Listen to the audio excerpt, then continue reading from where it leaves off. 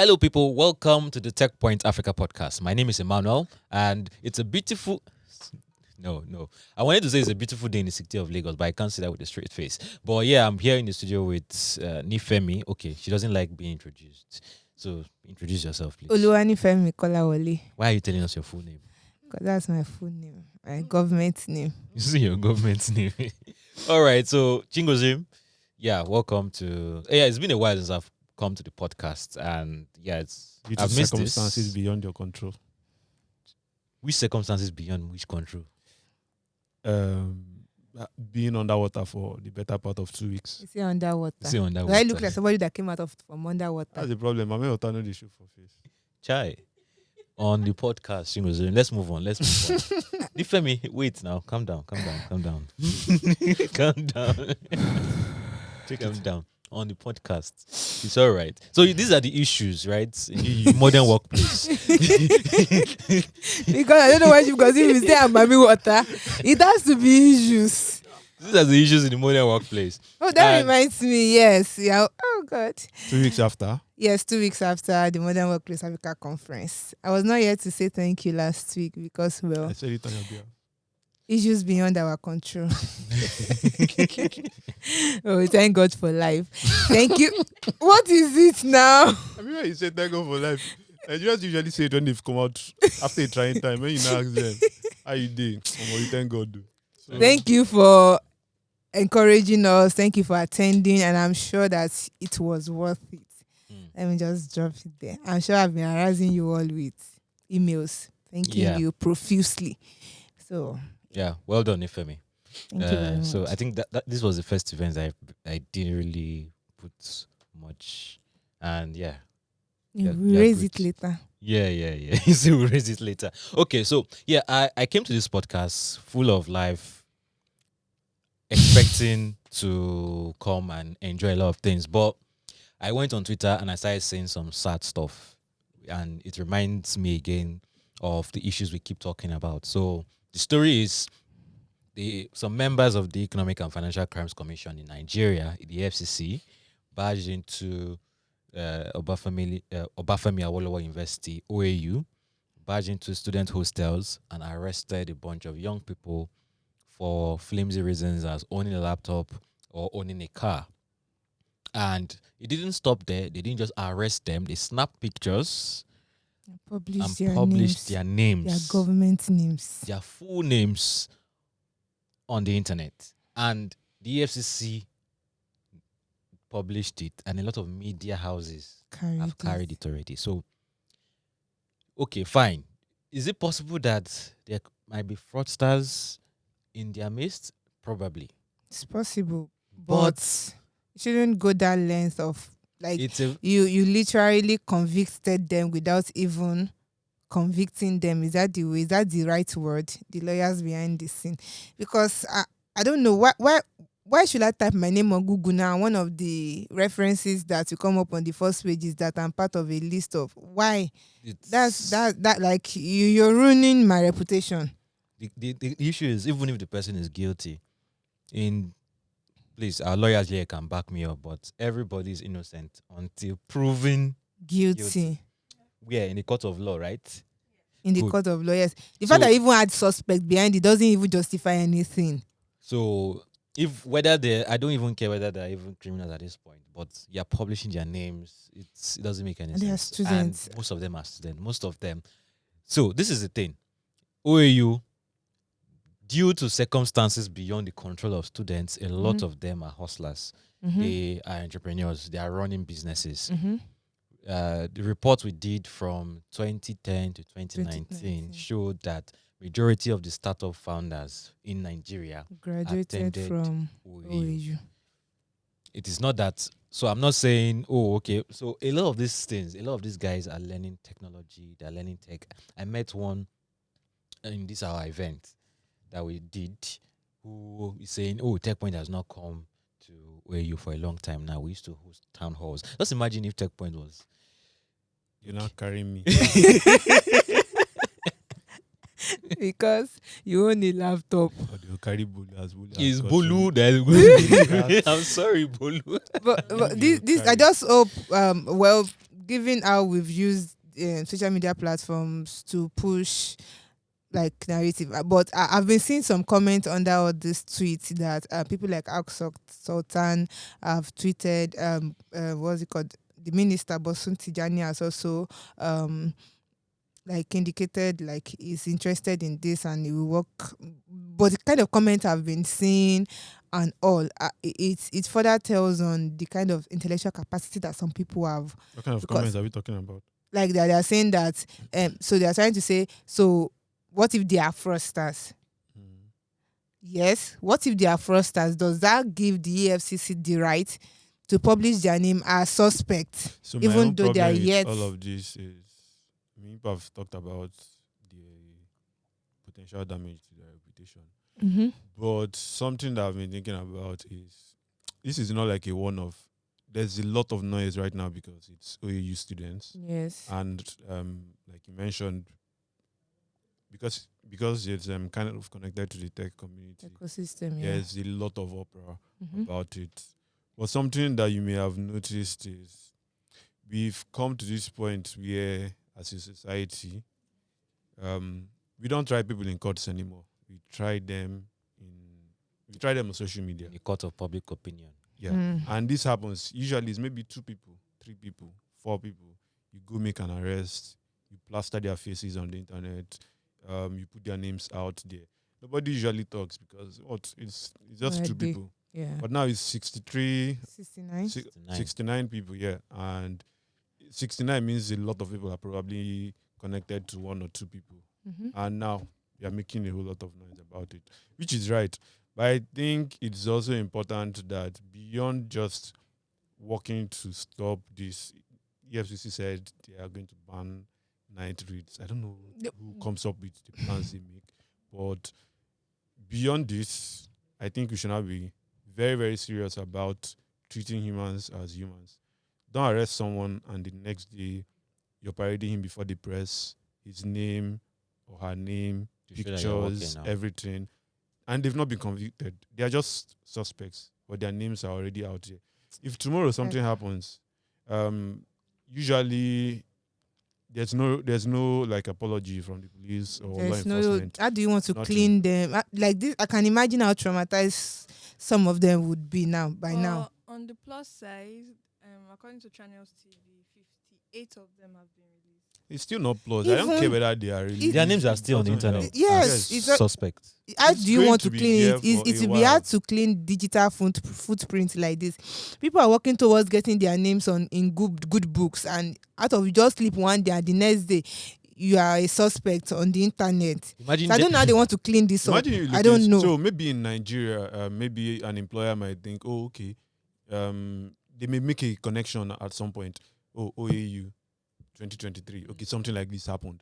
But who will even give you the chance? No, I'm just saying Nigerian may, for some reason, maybe you're so lucky. Yeah, not every Nigerian. But let's just say someone who is aware of this. Mm-hmm. 4 years down the line, 2 years down the line, they make that connection. But what if these guys decide to apply for foreign opportunities, a scholarship, a job? A foreign employer he's not tracking the internet for Nigeria's problems, and then he sees things like this. So we need serious. Here's the thing, there's nothing legal about it. There's nothing that's what's the word now? There's nothing stopping them from doing that. Actually, it's actually standard practice To put people's names on the internet. Not internet. Is it them that puts it on the internet? Yes, the EFCC made the post. They are the but ones they also that do that for like every other arrest. Exactly. That's my point. Why do we have to do this? Even the someone is a does suspect. They do what's that thing they used to do on ZNT, one of these channels where they parade. Yeah, that's it. It's something that we've always been doing. But why do we have? So which arms did they catch them with? No, it's not about arms. They don't. Like you paraded them with laptops and phones and cars. Once they get a person who is supposedly a suspect. Like I understand that. Okay, say you caught somebody with gun or arms or dangerous this thing. I still understand, but like you literally paraded them with cars and laptops and phones. Anyway, that is the exact procedure. So it's not like it's something that they've always done. It's a norm. Does that make it right? I Like get that you guys are like, oh, it's not right, but that is what always happens. That how did we know Hush Puppy was arrested? How did we know all Yes. of those guys? so in for Hush Puppy's case, there was months of long investigations with the Exactly. FBI and Interpol. Did they say The they need government no investigations? they don't go to Over a arrest. night raid. They Even if a whistle blow, They don't sorry, go my to mouth arrest- is away they from. don't I'm, go an- to I'm arrest angry. Please, people can we just move on? They don't go to arrest people like Hush Puppy without getting a warrant. Right? I don't believe the FCC got any warrants. They to do did what not, they did. because Yes. if they did, they would not have been telling you that they are banning Night night raid. raids. Exactly. As if that solves the problem. They also said, oh, they are going to reviewing the arrest process, which is all well and good, but mine is seeking harm is redress for those Seriously, 69 I can people. only imagine. So How many, I how feel many leave school. blogs are they going to go and meet? You can sue them for an apology. Of for course. Are we- damages. Oh God. Although I saw something by a lawyer who said, like I think under NDPR or something like that, I can't remember, but it's possible for them to get their names scrubbed off. From the internet. Yeah, in relation to that. So apparently someone had done it. Someone had to sue Google and get Google to take off their names. Okay, in that's Europe. fine. So hopefully. Yes, no. Yeah, it's quite lengthy, but yeah, if please, I know it's this comment I'm about to make. Class action. Someone said you should not do class action. Oh, please, in Nigeria, no, please. So, but this comment I'm about to make, I know it's a very very sad one to make, but I will advise everybody, young guy who runs around with a phone or a laptop, to be very very careful. Please try not. I've had several run-ins with police officers.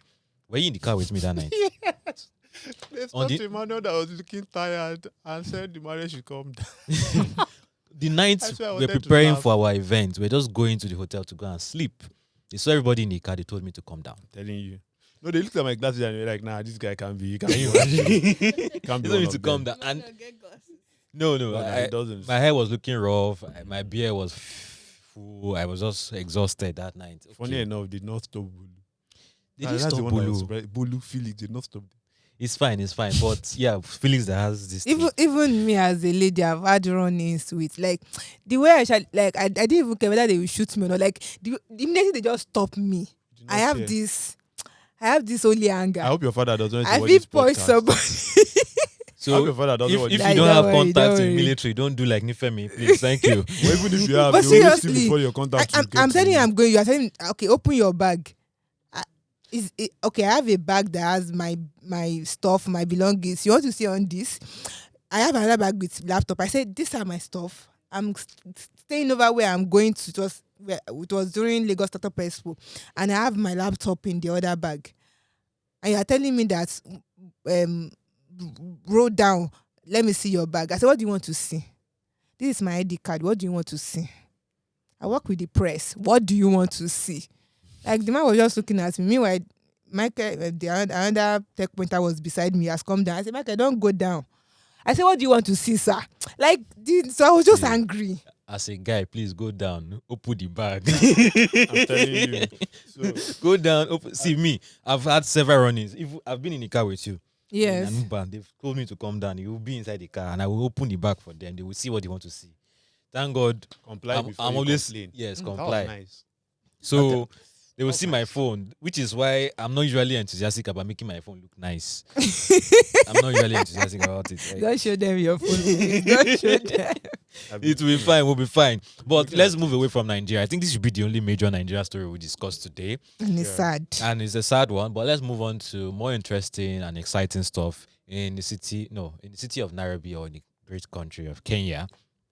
They've launched, please, what have they launched? Locally made Because I'm going to be sarcastic about everything, but please. Yes. Where do we start? So there let's are start from two- the biometric. Oh, okay. Yes. So in a move that is giving 666 vibes, the Kenyan government says they will, by December 2023, the digital ID would be launched.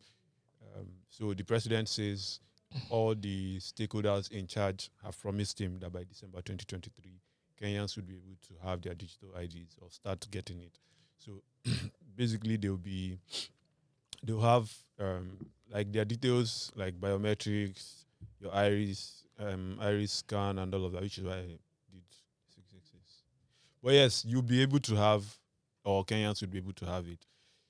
It's been dragging on for like a few months or a few years, shifting the deadline when to be ready. But he's assuring them that it will be ready, and he mentioned that it's going to cost them way less than they typically would use. I think he said about 1 billion Kenyan shillings, if I'm not mistaken. But yeah, he said it would cost way less. He said it's exciting. Me, I don't know. I'm just meh about it.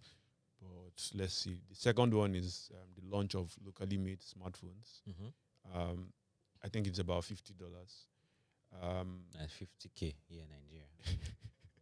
It's actually more than 50K. Oh, okay. But yeah, launch of locally made smartphones looks like a good move to me. Assuming they can pull it off and like maybe expand their scale. So well, let's get to the sarcasm. Let's get to the sarcasm. Okay, about the The biometric. biometric. Yeah, I Kenya seems to have like a more reputation with implementation than my darling Nigeria. So, well, maybe it's press, maybe it's PR that they're using to give us the idea, but seems like it. Seems like it. So with that, I think it's a good move. The only issue I feel might arise from it is mainstream adoption. You mentioned something that seems like you mentioned CCs, and I'm sure for you to have that kind of idea, you're not the only one that will have that kind of idea. Some other citizens might have that idea and be skeptical towards it and might not want to get involved with it. So that is on one side. The second is penetration, right? Penetration. If you want to, when it comes to registration, and you want to cover all citizens, that means you'll be going rural. You'll be going to the interlands to get them. How do you want to convince them to start with to get on board? Okay. I mean, it's probably not going to be a case of convincing them. So, maybe starting from the top, why ID is even important for government? They need to plan, and unlike some people, you can't plan if you don't know how many people you have. Mm-hmm. So, and majority of Africans don't have any form of identification, whether digital or manual. We don't have any form of identification. So it's actually important that you find some way of being able to identify people. But beyond that, I think why this is good, or why it could be good, is I could lose my physical ID card. I could lose it. Maybe it gets lost. My bag is stolen or something. And there's usually a number. The digital ID it will come with a number, so I can easily present that number. Hopefully, I have saved it somewhere I can also access digitally. So I just present it, and it's used for verification. Although the Kenyan president also mentioned that it would be used for transactions. I'm not sure how that works because I typically don't present my ID when I'm completing a transaction. So I don't know how that's going to feed into the financial system. I've not been to Kenya, so I don't know. I think there was a time we were considering that or having a conversation like that for Nigeria, using BVN as like the unified identification system for Nigerians because it's the closest to what everyone in Nigeria can have. But I don't know how does that tie into transactions. So if I want to pay for something at ShopRite, why do I need my ID to do that? It can be just like one card that has the chip that is connected not just for identification but for financial services. Possibly, but they didn't mention. They didn't mention that. It's fine. I don't want to say anything more, but it reminded me how they were chasing WorldCoin for scanning people's eyes, and now they're doing it themselves. Can we trust our government? So a lot of the issue with Africa is trust. Can you trust your government with your data? And changing status quo, changing mindset. Yes, so a lot of mindset shift needs to happen for this to work. But I think it's a good one if they can pull it off. Then the smartphone manufacturing, well, a good one too if they can pull it off. So I'm not going to say much about that. I see that they've also ordered boats to pay a driver 6,000. What can I do to boat, or what can boat do to me to get $6,000? Okay, two things.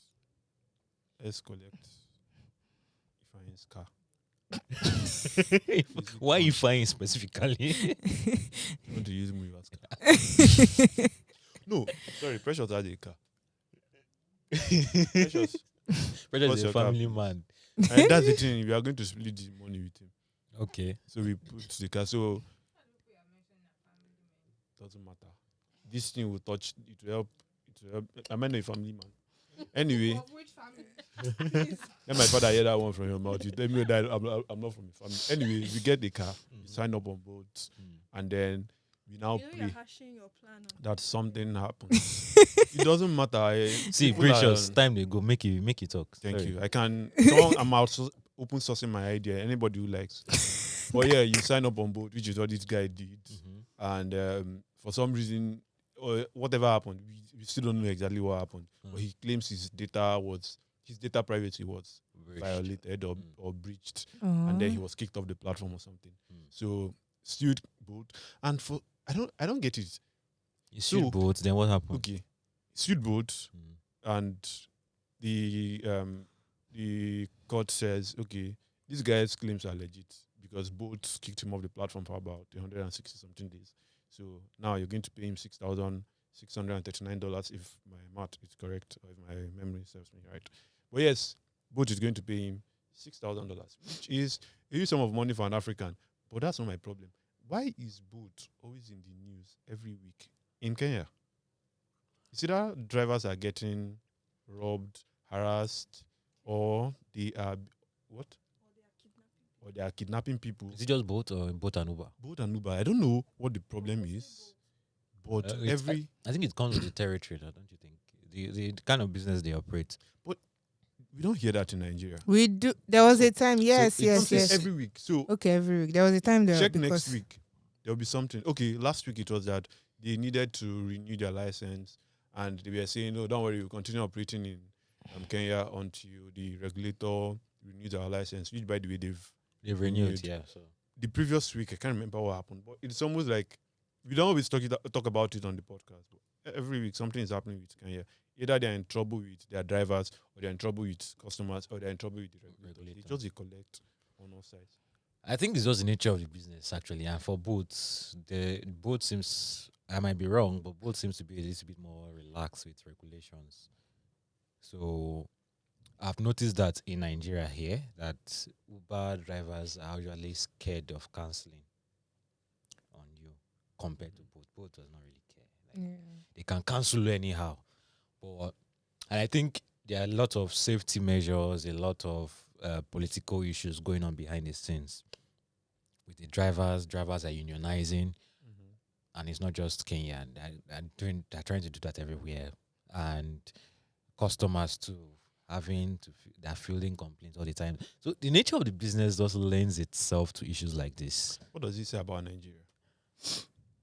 So, for instance, I took an Uber 2 weeks ago, and the person told me, "Oh, a boat driver was killed." It didn't make the news. It just entered the ride, and the customer. Like around that period. Yes, the day before Oh, I entered the boat, he was just telling me, like in the island. In Lagos. Yes, in Lagos. I know one that happened, I think 2 months ago in Abuja. And if you follow, I mean, we don't cover it much, but Techness covers it a lot. The drivers union, they're always up to one thing or the other. They're always going on strike, even though I've never seen the results of those strikes, because I make it a point of duty to book an Uber or a boat any day I see that they say they are going on strike, and I always get a ride. People's seamlessly. livelihood now. People need to eat. So a lot of things. The battle happened in the UK. I think the drivers won, but I don't know what's going to be of them in Nigeria, honestly speaking. So, but yeah, let's free the matter. So on the news, finally, Fidelity Bank has restored connection to neobanks like OPay, PalmPay, and MoneyPoint. Vindicating me. That I said it was not beef. it And was. Then block them. It was what? It was them, probably them protecting themselves against fraud. So So think about it. This is how I think. Let me give you an analogy of that whole scenario. And my article is, I'm going to try to reflect that as much as possible in my article. OPay, PalmPay, according to the stories going around, are like the outlet. Once the money gets there, you're not likely going to recover it because most of them are withdrawing it as cash. So if someone steals 1 million naira, they'll spread it 50-50K across plenty PalmPay OPay agents and go and withdraw it as cash. okay. Wow. That's how it works, right? So it's the outlet. So if you are blocking transfers to OPay, PalmPay, it's like you are Stopping blocking money from going out. you are blocking where the water is passing, but you're not turning off the tap. Okay. But at least The if, you're- source. if they are going to use those neobanks to defraud you and you can't send money to them, They'll find something else because you are treating just the symptom. You're not treating the cause of the problem. So where is that leakage coming from within your system? Are you addressing it? I think something we are missing something here. So, a fraudster wants to get money from you. Fraudster was able to get you to transfer the money. It is in process. There's no, as it were, there's no loophole anywhere yet. There's a loop. The fraudster made you, this is one scenario. There are other scenarios Yeah. that it's a loophole.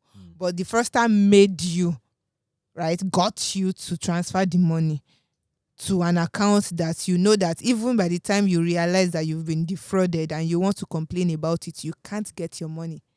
Meanwhile, in traditional banks, if you move money from one bank to another and you realize as the sender later that you were defrauded, you can also always lay a complaint and can be followed through. So I don't think for this scenario that I'm painting that blocking, you can actually block the outlet Okay, or so the inlet. let me give you an example now of this scenario you just painted. I transferred money to someone Mm-hmm.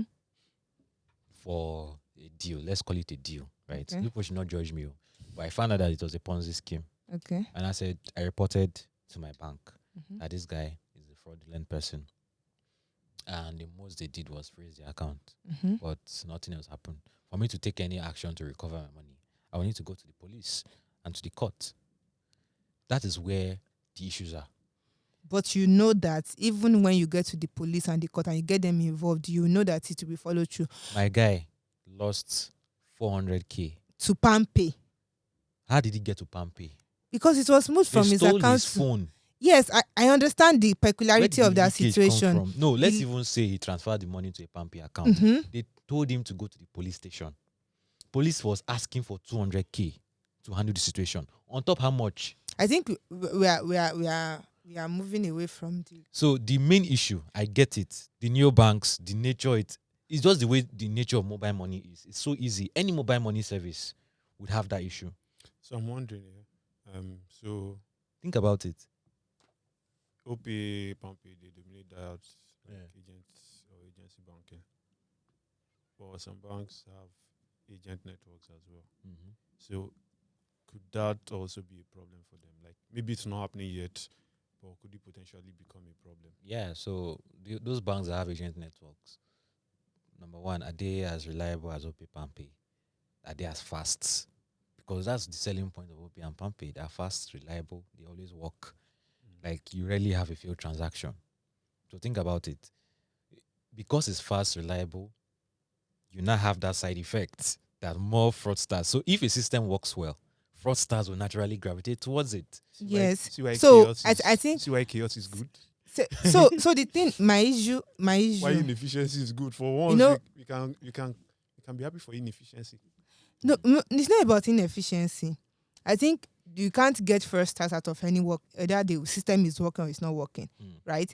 The issue here is that once this kind of things happen, neobanks are not very, at least from the experiences or experiences that people have shared with me, Uh. they are not responsive as traditional banks would be.